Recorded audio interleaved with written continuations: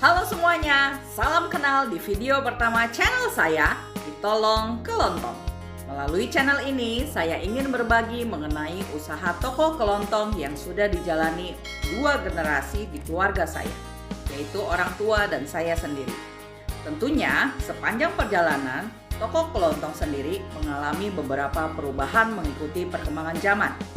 Nah, saya berharap melalui channel ini, para pelaku usaha kelontong bisa menyadari perubahan yang ada, dapat beradaptasi, dan ikut berkembang bersama-sama.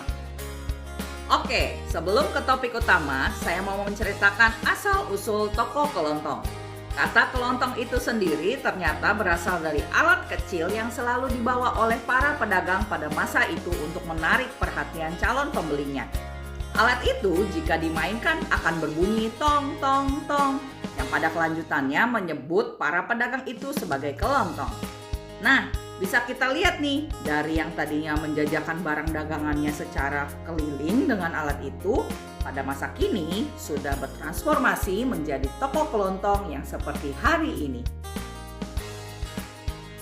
Apakah kamu tahu di negara kita Indonesia, peranan toko kelontong itu sendiri besar sekali manfaatnya? Menteri Perdagangan kita, Zulkifli Hasan, menyebutkan usaha warung kelontong memberikan kontribusi sebesar 51,67% bagi pertumbuhan ekonomi nasional. Wah, usaha toko kelontong ini rupanya dampaknya tidak main-main ya, walaupun sering disepelekan oleh beberapa orang. Dikarenakan besarnya dampak toko kelontong bagi perekonomian, maka hal ini menarik perhatian bagi para perusahaan besar untuk bekerja sama dengan para pelaku usaha kelontong. Di negara kita saat ini, setidaknya ada 3 perusahaan pengolah tembakau terbesar yang menawarkan kerjasama, antara lain PT Gudang Garam Tbk dengan Gudang Garam Strategic Partnership atau GGSP, PT Jarum dengan Jarum Retail Partnership atau DRP, dan PT Sampurna Tbk dengan Sampurna Retail Community atau SRC. Masing-masing perusahaan ini berusaha menarik perhatian para pelaku usaha toko kelontong dengan memberikan berbagai keuntungan yang didapatkan apabila bekerja sama dengan mereka. Keuntungan yang ditawarkan bisa berbeda-beda pada masing-masing perusahaan.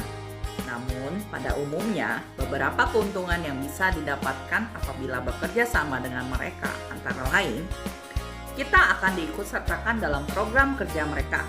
Biasanya, program penjualan atau marketing akan ditawarkan kepada kita pada jangka waktu tertentu, dan jika kita berhasil memenuhinya, maka ada imbalan yang akan didapat, bisa berupa produk ataupun bisnis support. Rak pajangan. Pada awal mulai kita kontrak kerjasama dengan perusahaan tersebut, maka biasanya mereka akan memberikan kita rak pajangan untuk memajang produk-produk dari perusahaan tersebut. Umumnya pemberian rak pajangan ini menyesuaikan dengan kondisi toko yang kita miliki. Biasanya rak pajangan hanya berupa kotak kecil untuk diletakkan dekat meja kasir. Tapi jika kita memiliki toko yang mempunyai lahan yang luas, maka memungkinkan kita mendapatkan back wall seperti ini, atau mungkin lebih besar lagi. Selanjutnya, kita akan mendapatkan spanduk dengan nama toko kita untuk dipasang di depan toko. Spanduk ini memberikan penanda bahwa toko kita sudah bekerja sama dengan salah satu perusahaan yang ada.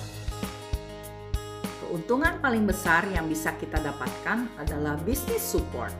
Kita sebagai pelaku usaha toko kelontong akan mendapatkan bantuan usaha dari perusahaan tersebut berupa merchandise, kerjasama TV untuk promosi iklan, armada pengiriman barang, rak gondola, printer Bluetooth, dan yang paling menarik adalah mendapatkan pelatihan untuk meningkatkan omset, pelatihan untuk berkembang di era digital dalam bertransaksi jual beli.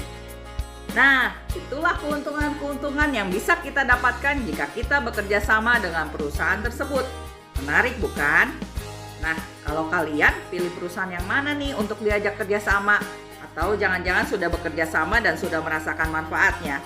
Coba yuk tulis di kolom komentar kalian masuk jadi toko retail apa nih? GGSP kah? DRP? Atau SRC ya?